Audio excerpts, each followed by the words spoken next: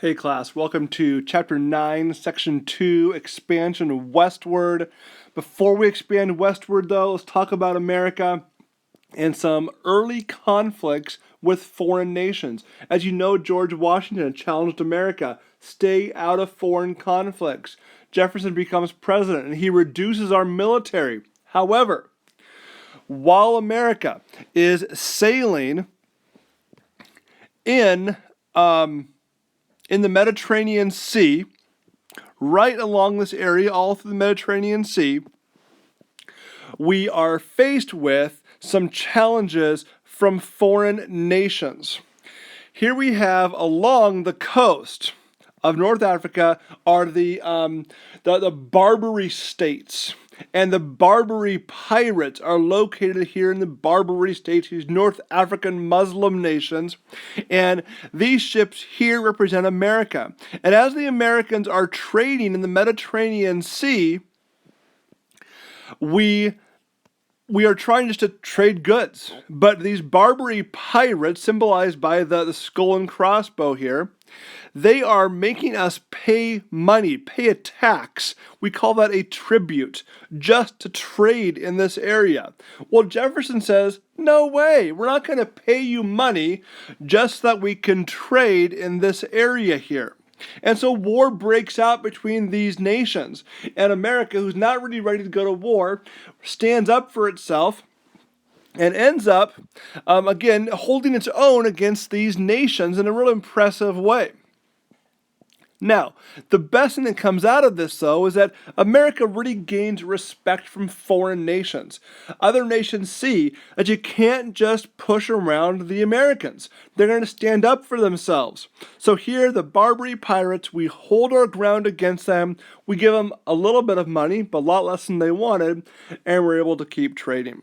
So, a pretty big deal for the Americans early on in our history. Westward, we talk about American expansion, we've got to talk about the Louisiana Purchase. This is a monumental purchase that America makes from the country of France. Notice this large piece of land all through here. This is the Louisiana Purchase territory. It is a massive region all through here. We're going to buy it. Notice how big it is. It is ginormous. How big is it? It is 529,911,680 acres. It is a phenomenal purchase, so much land. And while $15 million is a lot of money, it's not a lot of money when you're getting 529 million acres of land. So America makes this incredibly huge purchase. And let me tell you 4 things that made this purchase so significant. First of all, it doubles the size of the United States. If you look at this land here, it doubles the size of the United States. Secondly, it was cheap. It was cheap. Just 2.8 cents an acre. That is one amazing deal. Doubles the U.S., 2.8 cents an acre. And how did we acquire it? How many people died for this land? 0. There's no bloodshed. Phenomenal, right? And fourthly, it puts the United States in position to become a world power. Typically, world powers are large nations.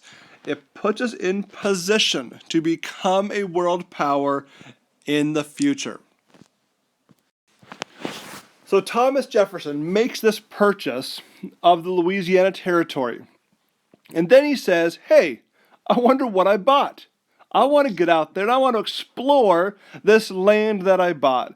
So he's going to hire 2 men, Lewis and Clark. Lewis, pictured on the left, had been his personal secretary and aide. Clark was in the military with Lewis, and these 2 men create this group to go on this journey to explore the land. And there are 3 main purposes for this exploration.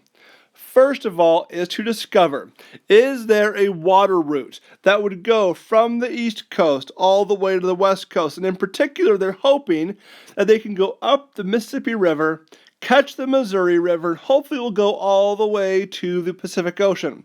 We call that the Northwest Passage. That's the first goal.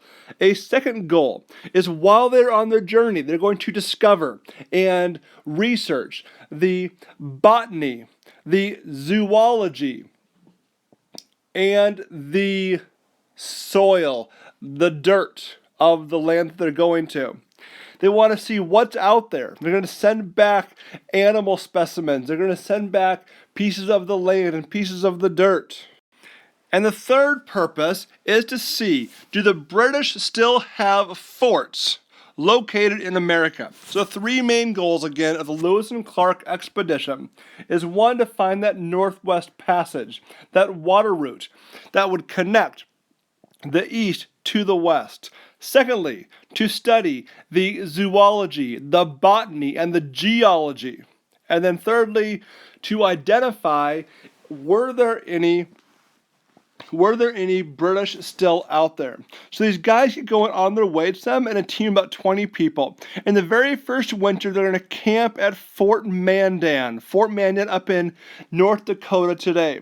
While they're at Fort Mandan, they're going to meet up with Sacagawea. Sacagawea is a young Shoshone Indian. She's actually pregnant when they get there. She gives birth to her child, pictured right back here.